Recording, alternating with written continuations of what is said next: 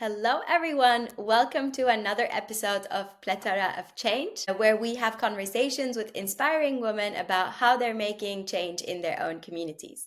Today, we have a very special guest who is actually following their passion and bringing creativity back into people's daily lives. Please welcome Mare Kuzmanovski. Hello, thank you for having me. I'm really excited. And let's talk about change. Yes, thank you so much for accepting the invitation. We're super happy to have you. And the first question is a little bit introduction to you. So we would like to know, without talking about your job or what you do today, how would you like people to know you? I think I would like people to know me as a go-getter, somebody who doesn't quit when it gets difficult, but really has an end goal in mind and goes for that goal. Perfect. So Mane, could you tell us a little bit more about the work that you do and maybe a little bit more about your background? Yeah, for sure, gladly. I always call myself a creative entrepreneur because I feel like I'm somewhere in between an artist and a businesswoman. But my business isn't necessarily money.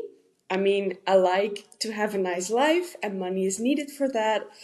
But I think my business is letting people be themselves and using creativity as a tool to discover who you are and what you like, because creativity is a language and I don't think enough people speak that language. So I really hope that I can bring creativity into people's life, because I think it gives a lot of understanding, not about yourself, but also for other people. And the process of making stuff with your hands is so important. So that's my business. Yeah, wow, that was a great introduction to your business and what you do, actually. I mean, we got to know each other over a project that you've done at SDG House, I think, first, and it was called Artivism. Exactly. Could you maybe tell a little bit more about what is artivism and how you came up with this project idea? Yeah, so artivism is not a new term. It's basically art and activism in one. So it's people making art from an activistic fire in their soul. They have something to say, they're not agreeing with something in the world, and instead of, for example, talking to somebody or taking to the streets, you can also make art about it. So I gathered a few young people who don't necessarily call themselves artists, because I thought that was really important, that more, how do you say, like regular people also have the opportunity to make art about something that they think is wrong in the world. Because art can feel really elitist sometimes, and I think art is for everybody. So that's why I'm really focusing on anybody who wants to. You don't have to have an education in art. You don't have to go to a museum every weekend. You just have to find your own voice within art to say something. And I think a lot of people had very good things to say. A lot of it was also about feminism and patriarchy. So it was really interesting to see how so many young people really struggle with this, and that art is also a form of release for them.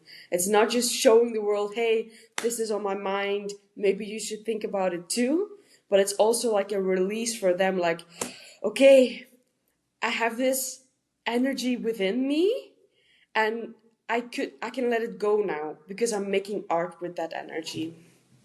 Wow. Yeah, I would never have considered myself an artist as well, but what you're describing sounds like a really good way to also cope with, sometimes frustration that we have towards inequalities or even like happiness when something gets accomplished. And yeah, I think that's really nice that you targeted people who wouldn't necessarily call themselves artists to create a space for them. And is that also because I can see the connection between that and what the business that you've started a little bit. It's Maak Lab, right? Yes, it's Maak Lab. It's Dutch for make laboratory because I want to have more people make stuff. Yeah. And what is Maak Lab? Maak Lab is, well, it started as a nomadic idea. It was more of a vision where I would give workshops, but only basic instruction workshops. So I wouldn't go in depth like, oh, now 5 weeks we're gonna do a pottery. But it was like one thing every time, because I think there's enough courses, there's enough art classes, but I don't think there's enough experimenting, discovering, just doing it without a teacher telling them or giving grades, or you do or you don't pass this class. I don't care about that. I just care that you have an idea, you think about how to make it, you go through the process of making it, and in the end, you have something tangible that you made with your hands. And that's what Maak Lab is all about. How do you feel about, you know, owning a business and a physical space? Now that it's really a business and I have to, for example, pay rent for the space, it's a little bit more nerve-wracking. But I think if you gather the right people around you, it's less scary because people will help each other out. And I don't mean money wise, because money is money. And unfortunately, we're all in that system. But I mean, a friend of mine has offered to write for funding. And I hate writing funding, but she loves it. So we make this deal, this agreement that she will do this for me. And then she can come to the Maak Lab. And I think that's really, really important to not only think in money, but to also think in trading whatever you're good at. Sometimes it's really lost in this very world. I think your best trades can also be free for the people or the places that it needs to be free. It doesn't always have to be money. Yeah, definitely. I think also it's very important, right? We're taught to always exchange what we're good at with money. Yeah, But in reality, a lot of the businesses, especially when you're starting it out, you need all the help you can get and not just money. You need people who can spread the word about it. You need people exactly. who show up.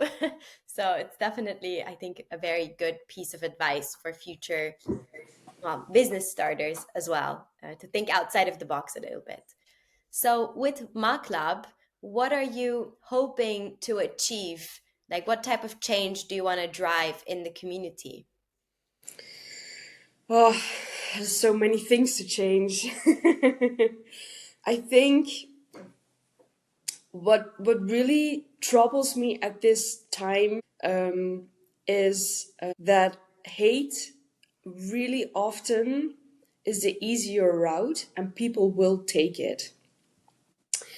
We get more and more polarized because less people know what their role is in society.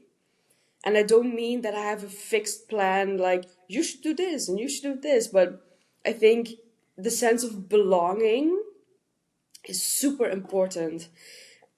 And the less people have that sense of belonging, the more difficult their life is going to be. So I hope with Maak Lab, I can just give them a little bit of this sense of belonging, that they just can be themselves. We're all doing our own thing in a different way, but together. And I hope that tolerance and accepting is something that I can, yeah, bring about. And that's a really good thing to achieve, I think, and hope Hmm. to achieve in a business. And as a person, too, I think what you're doing is quite nice in that sense. And you did mention that there are a lot of things you would like to change. And I assume that also goes for the industry that you work in, right? Art and creative space isn't always easy to navigate, and maybe there are some huddles along the way. So the question is then, like, if you could absolutely change one thing or break one prejudice, what would you want to break about the work that you do? The word talent. Okay. Well, can you Yeah. explain a bit more? I think I really hate the word talent because in the creative industry, when people talk about art, it's all about talent. And if you don't have the talent, you can't apply for funding. If you don't already show that you're amazing, then so many doors stay closed. If you don't explore your talent in artistic studies, are you even an artist? It's all about having the talent, knowing you have the talent, and doing something with it. But I think we're skipping so many steps before talent. We're skipping community. We're skipping fulfillment. We're skipping, yeah, that sense of belonging, being together and making something. And that's what I really want to change. Yeah. Oh, that sounds like such a refreshing take because, yeah, I think also growing up, it's always been if you're talented in arts, you should do arts. And if you're not, you should just let it go.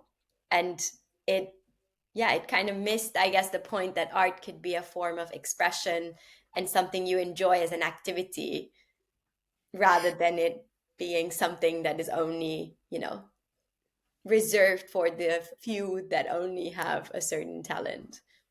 Exactly. Yeah. Well, you mentioned that a lot of feminist work also Mm. came from the project. So I have to ask, do you think what you do, like in artivism or Maak Lab, relates to gender or not? Yeah, I think it does in a sense that a lot of people who identify as a woman do have the ability to don't see the hurdles to start something creative. If they're intrigued, I think how we are brought up in the west of Europe, it's okay for women to do the hand stuff, to do the creativity with the hands. And I think for people who identify as a man, it's still kind of a stigma about it, or they're just not interested because they didn't grow up with it at home. It's still a little bit the story of the ballerina and the football player. Yeah. I don't think it's that black and white, of course. And I think the next generation is really picking up on gender bending, the tiny boxes we're all put in. But I really make sure that everything that I do has a neutral voice so that everybody feels welcome. And I must say, I put a little bit more effort in people who identify as a man because I just feel like they have to be told twice there's an opportunity for them. Yeah, it's like the Yeah. opposite, right? Of like when you're grow up in a society as a female where they have traditional norms, it's like you are pushed and welcomed into the art and creative things that you can do with your hands. But if you're a male, you're pushed more into being the breadwinner in these traditional Yeah. communities and everywhere in the world, realistically. Yeah. So then Yeah. art becomes something of an option and not necessarily a work that you should follow. So it's Yeah. really nice that you're speaking to them a little bit more.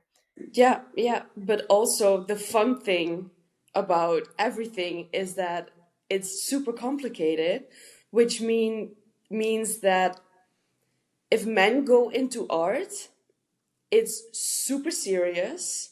It's their life. You should not make fun of it.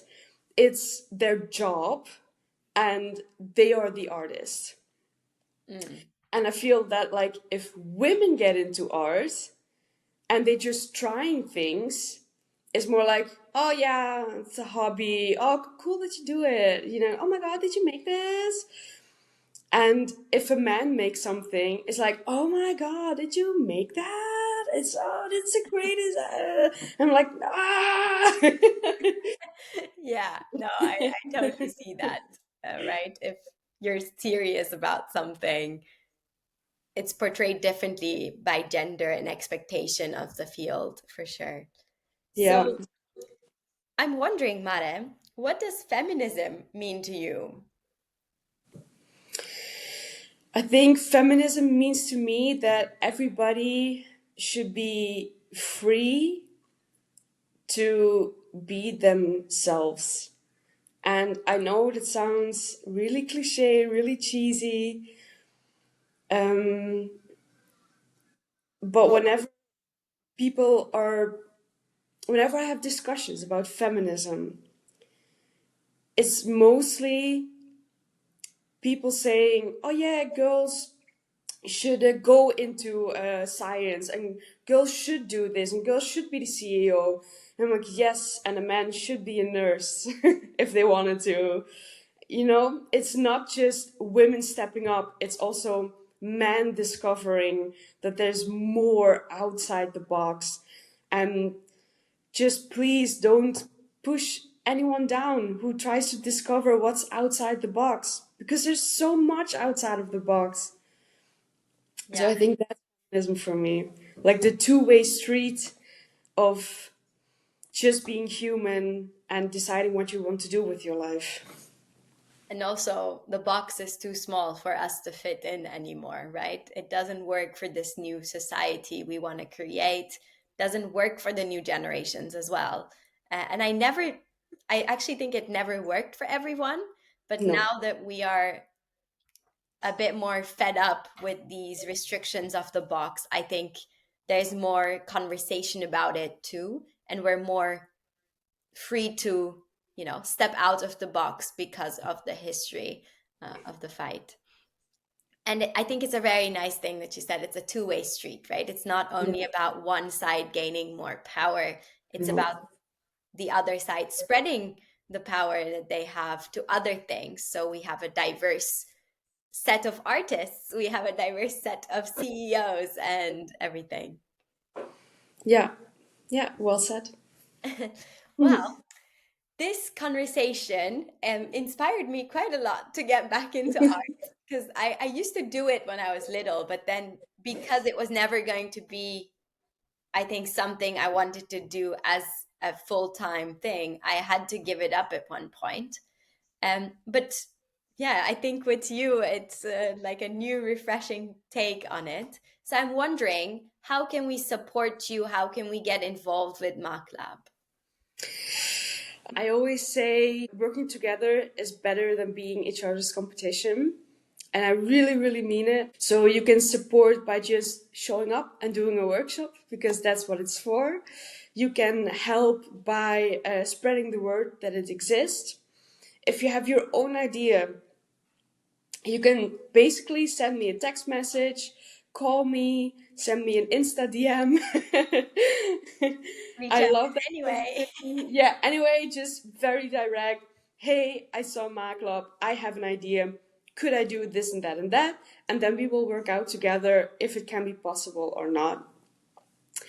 Yeah, if you have some money left, yeah, I won't be mad about that. No one would ever be, I think. No. Yeah, and just to make sure, all the money that gets donated always goes back into the Maak Lab. So it goes to free workshops, it goes to materials. I also have every Thursday you can book a table.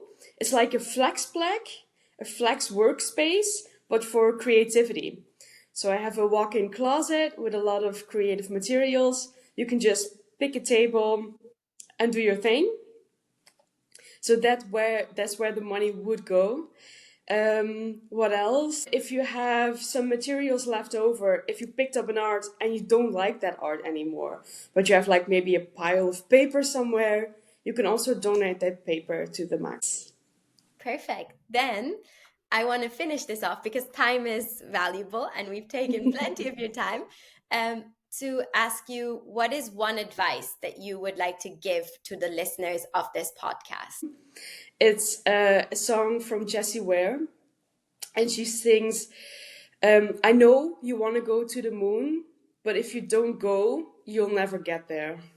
Mm, And that's just, if you have a dream, if you really want to do something, even if you don't know you want to go to the moon, but you want to go to space, just do it. Life will take you there, but you have to be the one doing it. Nobody else is going to do it. And you don't have to buy a spacesuit, but you can buy a book on space. Yeah, You that's know good. Yeah. how tiny the steps are. If you want to do something, you have to actually do it. So dreamers do it and doers dream it. Perfect. I think that's a very good closing statement. And thank you for having me. Yeah, thank you for joining. And for the others listening, stay tuned to hear a little bit more about how other women are changing their communities. And if you want to check out Maak Lab, we will add a link at the end so you can find how to reach Maak Lab. Bye. Bye.